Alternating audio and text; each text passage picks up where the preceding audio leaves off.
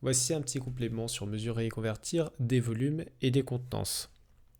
Alors on a parlé un petit peu des volumes, que ce soit même avec vous, Monsieur Millet, quand vous avez travaillé dans l'eau, ou à certains moments dans l'année, on a commencé déjà à parler de volume, mais on n'a pas assez approfondi. Et un petit rappel sera quand même essentiel pour faire les exercices. Alors déjà, on va s'interroger à ce qui est un volume, litre, contenance. Qu'est-ce que c'est que ces trois notions? Donc que vous ayez une piscine qui soit remplie d'eau, une bouteille d'eau ou de lait ou une tasse à café ou alors à l'intérieur d'une petite genue, vous pouvez mettre une certaine quantité de matière sous forme liquide ou poudre. Ça s'appelle une contenance. Un seau, il va contenir quelque chose.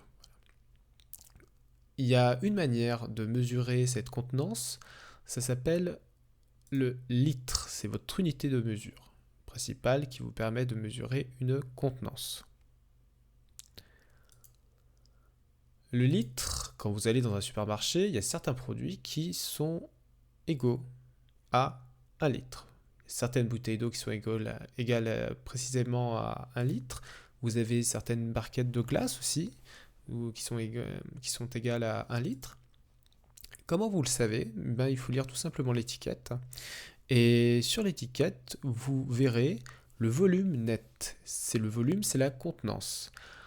Et ce volume, par exemple, sur certains produits, est égal exactement à 1 litre. C'est-à-dire, dans ces boîtes, que vous mettiez du lait, de l'huile, n'importe quelle matière qui remplit totalement le contenant, son volume sera toujours de 1 litre. Voilà.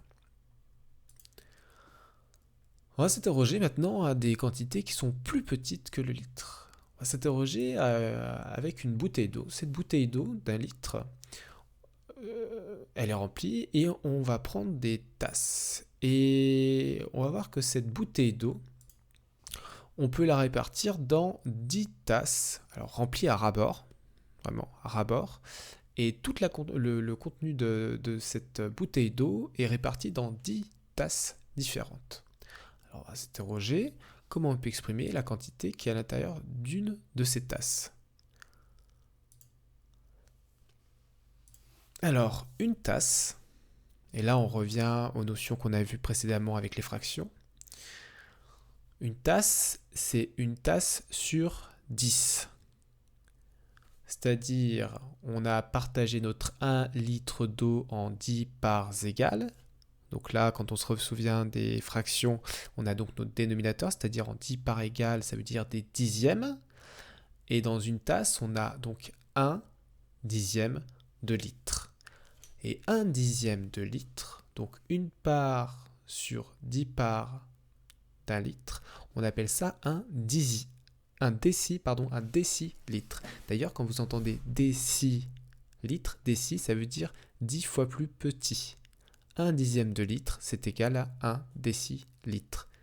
Quand on a étudié aussi les longueurs ou les masses, vous aviez décimètre. Décimètre, 10 fois plus petit que le mètre. 1 dixième de mètre. Quand on a vu aussi les masses, 1 décigramme, c'est 1 dixième de gramme. 1 dixième de gramme, 1 décigramme. Alors on pourrait s'interroger maintenant à 100 fois plus petit que le litre.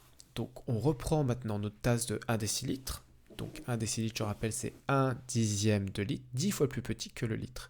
Et on va prendre des cuillères, 10 cuillères. On prend 10 cuillères et on se rend compte que cette quantité qui était de 1 décilitre, on peut la répartir dans 10 cuillères différentes. Et on va s'interroger, quelle est la quantité qui est donc dans une des cuillères? Donc 1 décilitre réparti dans 10 cuillères. Une cuillère, c'est rempli, c'est donc une cuillère sur 10. Une cuillère sur 10, à la base, c'était 1 décilitre. Donc 1 dixième de décilitre. 1 dixième de décilitre, donc c'est 10 fois plus petit que le décilitre. Donc c'est 100 fois plus petit que le litre. 100 fois plus petit que le litre, c'est des centilitres. Et là, on réentend là, dans centilitres, centi, ça veut dire 100 fois plus petit. Alors on pourrait faire la même chose avec millilitres, et c'est ce qu'on voit dans ce tableau qui résume toutes les unités de contenance. Donc on a l'unité principale qui est le litre. 10 fois plus petit que le litre, vous avez le décilitre, qui est donc 1 dixième de litre. Vous avez le centilitre, 1 centième de litre. Vous avez le millilitre, 1 millième de litre. Ça, c'est les unités qui sont plus petites que le litre. Ça s'appelle des sous-multiples. Et vous avez aussi des quantités qui sont plus grandes que le litre. Si vous prenez 10 bouteilles d'eau, vous aurez donc 10 litres. 10 litres, ça va vous faire un décalitre.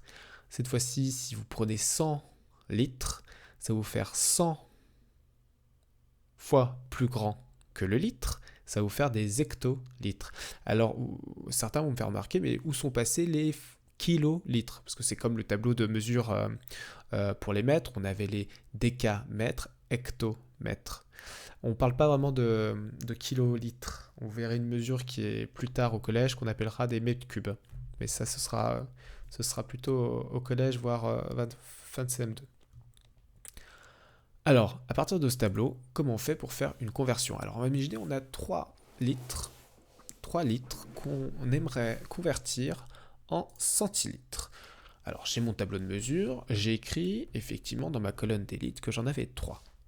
Alors maintenant, je vais repérer ma colonne des centilitres.